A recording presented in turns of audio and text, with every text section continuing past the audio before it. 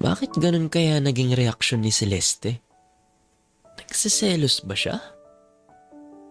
Hindi naman na kasi mahalaga yun. Pero bakit naman siya magsiselos? Nako, ewan ko ba? Baka guni-guni ko na naman to. Masyada ata akong assuming eh. Napatingin ako sa timer na sinet ko. 23 minutes. Di kung ganun, tumagal ng 23 minutes ang isang tawagan namin?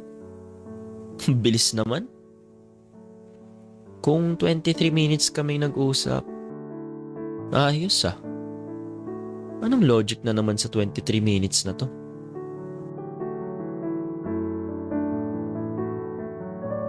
Hindi natapos ang aking pagsasalita sapagkat ang tawag ay naglaho na lamang bigla. Inuusisa ko lamang si Ellie patungkol sa kanyang naging relasyon sa mga nagdaan na panahon. Nais ko lamang sanang malaman ng mga impormasyon ukol sa kanyang dating kasintahan, gaya na lamang ng anong pangalan niya, ano ang itsura ng kanyang naging kasintahan noon, ano ang dahilan ng kanilang paghihiwalay.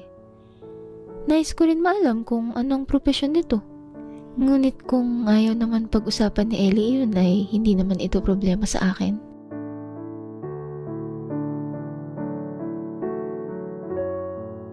Oh, ano? Ano ang bagong kwento tungkol kay Celeste? Wow, invested na invested kay Celeste tong tropa ko ah. Nagalit ata kagabi pre? Bakit? Ano na naman ginawa mo? Ano na naman? Ngayon nga lang nagalit yun. Hindi ko nga alam kung galit ba yun. Baka guni-guni ko na naman to. Ano kasi, tinanong ko kung may boyfriend na ba siya. Hayop! Dumada-moves ka pa? Kaya nag-aalangan ako magkwento dito eh. Daming sinasabi. Ako? Dada-moves kay Celeste? Hindi gagi, curious lang. Baka may magalit kasi palagi kami nag-uusap. Pasimple ka pa pre.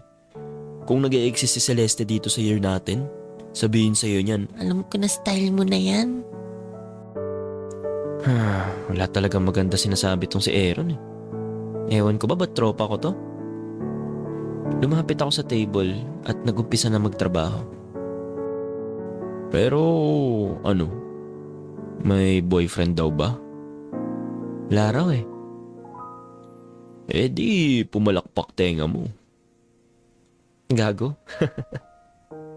Kunwari ka pa. Kala mo talaga di gusto. Masyado ka namang marami sinabi pre. Gagi ito. Pinipilit lagi na trip ko si Celeste. Baka siya may gusto.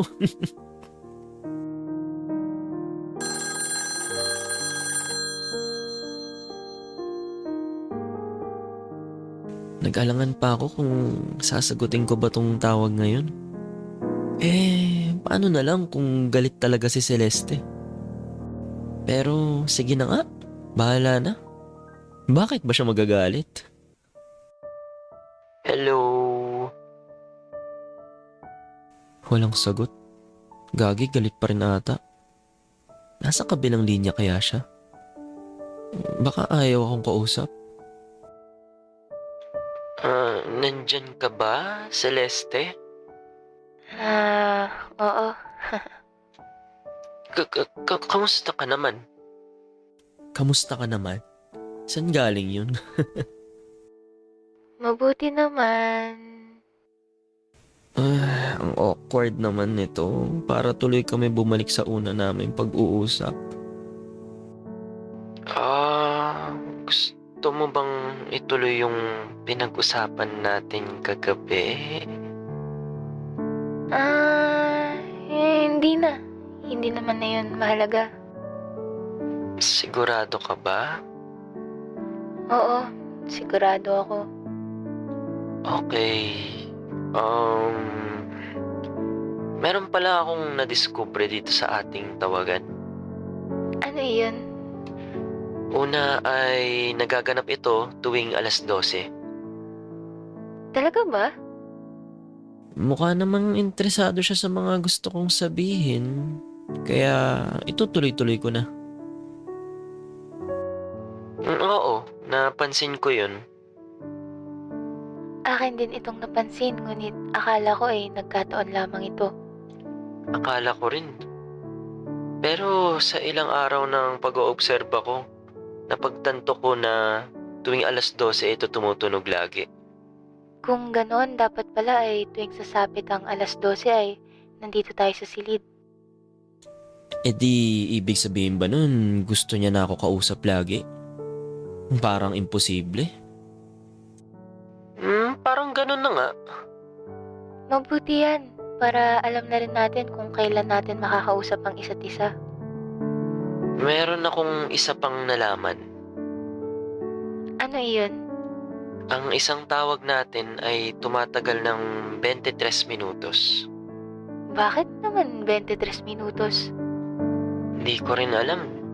Pero akin itong binilang gamit ang telepono ko. Nabibilang mo ang minuto gamit ang telepono mo? Oo.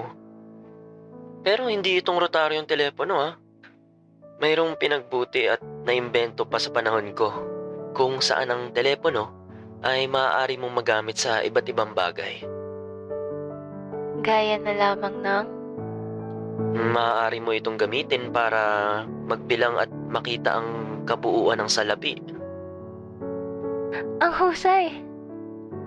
Pupwede rin kumuha at magpadala ng litrato gamit ang telepono na ito. Maaari na rin makipag-usap sa ibang tao kahit saan man ang lugar. Kahit pa ito'y nasa probinsya? Oo naman, at hindi lamang sa probinsya, kundi pati ibang bansa kung saan ang mga dayuhan nakatira.